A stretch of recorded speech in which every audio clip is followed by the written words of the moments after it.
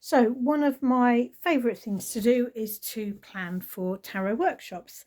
And I wasn't meant to be doing this video now, but I've been playing around with this spread and I just really wanted to share it because it's a bit mind-blowing, as tarot can be. So tonight I'm teaching on Zoom. I teach once a month on Zoom. And my topic tonight is how the four suits of tarot can reflect our psychology, manifesting things in life, and how to use that. And I've had a lot of fun sorting through cards. I've actually got pulled into looking at duality in all different ways. And then I wanted to have two unique spreads that I've created for this workshop tonight. And I thought I'd share this as the second one. This was my sort of original doodling here, and I wanted to look at the four suits, and I've got them coming from Wands all the way down to Pentacles, and that's the order that I work with the four suits, heavily influenced by Rachel Pollack. And I've got Wands to represent our energy, our intuition, our spirit. It's hard to put into words because it's pre-verbal. And then going across, I've got three cards, one to reflect how in this situation my energy is, one to reflect what's currently blocking it, and one to reflect what advice or action should I take. And then that creates a grid with three cards for cups, which represents heart and emotions, three cards to represent swords, which represents the mind, and three cards to represent the suit of pentacles, which to me represents our physical world, our action, what we're actually doing. And so I played around with different sort of ways of formatting this, but I really liked this grid, and I thought, okay. So of course the next thing to do is to trial it on me. So normally you'll notice that when I demonstrate a spread, I'm reading live and I'm turning the cards over one at a time, whereas this is me having played around with it and found the spread that's working for me. So I work a lot with stick-it notes when I'm playing around with spreads because you can move them around. And so we'll start off, how is my energy? The Six of Cups, in need of some rest, basically, in need of some comfort. And that is absolutely true. It was the blocking cards that just blew my mind. Each of the blocking cards is a court card. It's now 4 years since I separated from my husband, but it was not an easy separation, and it is still not easy co-parenting. What is blocking my energy? When I read for myself in the past, the Knight of Cups definitely represented my husband.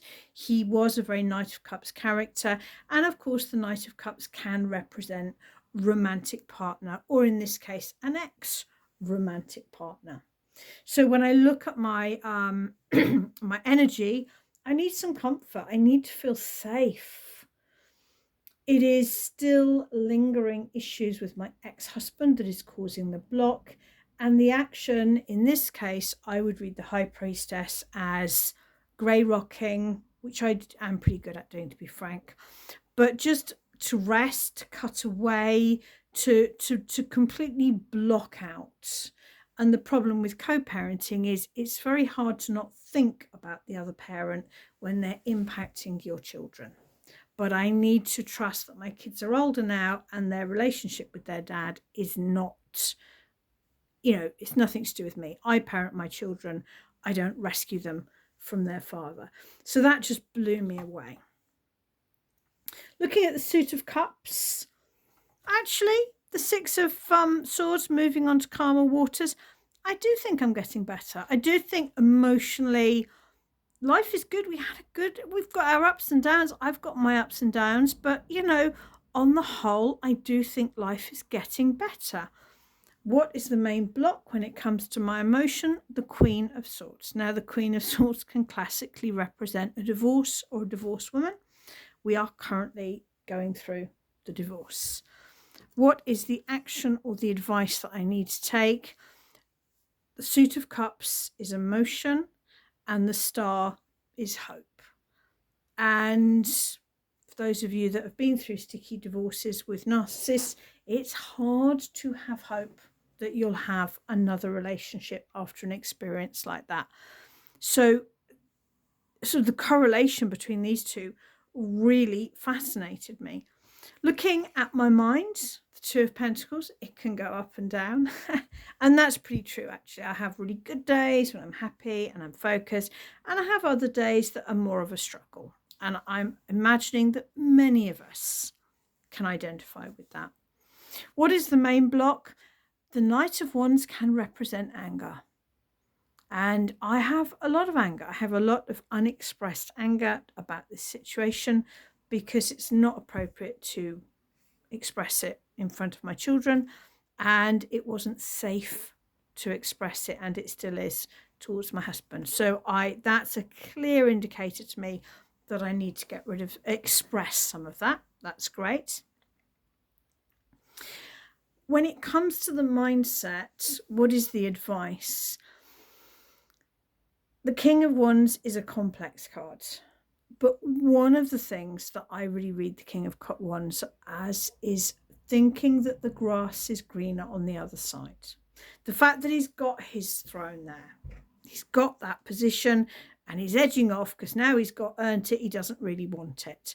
And I think we're probably, again, excuse my throat, got a horrible cold, as I think many people have right now. I think many of us are guilty of that. Many of us are thinking, oh, life would be easier if, I lived somewhere else, or I had this. To me, this is about releasing anger and enjoying where I am, enjoying the journey, instead of always thinking that the answer will be some mythical stage that I get to. So I really resonate with that. And then looking at the Suit of Pentacles, which to me is the physical life, our actions, perhaps our work.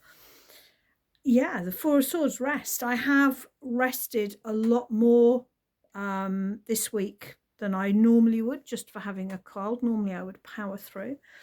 And I need more rest. Last 5 years have been incredibly hard work. Put a lot of effort into building my business and earning my income. I need more rest. What is the block? Oh, what a surprise. Page of Cups. On the one hand, it would be easy to peg this back to these two cards and put that on my husband, but I don't think that's entirely fair. Actually, the Page of Cups can be playfulness. And the Page of Cups can be feeling young at heart and wearing my heart on my sleeve. And the problem is that in almost everything I do in my life, I am the space holder. Whether that's parenting, teaching, in my role as shaman, tarot reader, teacher, mentor, mother. I need more space to step out of all of those roles and just be more playful and creative. And the advice, and this is where, tarot still blows my mind every time I read it. The moon is fear. This, Arthur Waite, who designed this deck, he described this crayfish here as primal fear. The moon only reflects light. It does not shine. So not seeing things clearly. I've got very good at holding space as a way of avoiding meeting my own emotional needs. And it is scary to step into the place of perhaps being more completely me in a social situation rather than sort of Maddie Elruna. And I'm just going to get up and scoot across, because the card at the bottom of the pack, which I always look at, is the World. This feels like a big transition for me. It feels like I am, and it's not just about getting over my partner, it's the fact that obviously the parenting and during lockdown, etc., was complicated as well. But this feels big. This feels like a huge transformation. one of the things that I think is so fascinating about tarot, whether I'm reading for myself or whether I'm reading for a client, is that, you know, when someone gives us advice, it's easy to just think, oh yeah, you know, you're saying how you think it should be. But when you look at the cards, particularly when I look at so these cards all reflect my energy, my emotions, my mindset, my physical state. These cards all reflect something that is blocking each of these states, and these cards all represent advice. And, you know, the fact that all of these are court cards is fascinating to me. I've only shared a sort of a brief video here, more as a sort of a suggestion to you to say, give it a go. You know, I think it's definitely either worth writing it out so that you can remember it, or using stick-it notes. And normally I would have done extra stick-it notes down here with reflect, block, advice. And then you've got this grid. And the thing with the grid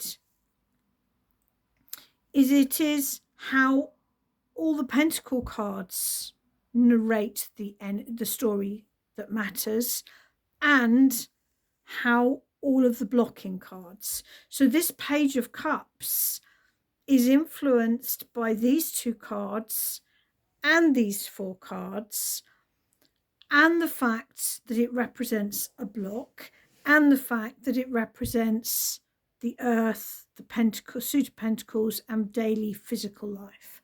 And so that allows this spread, I think, to be quite a simple spread, but really, really focused as well. I hope you've enjoyed it. At the time of posting, I think you can still join on tonight's workshop. It's via Zoom. It's an hour. It's 7:30 UK time. If you would really like to take part and you've missed the sign up by just a couple of days, I can't do it for too long, then you can email me, and I can always send you a copy of the video link retrospectively. But I do these workshops each month. March is looking at the getting friendly with the more difficult cards, which is another topic I love. So I hope that's been helpful. Give it a go. Let me know how you find it.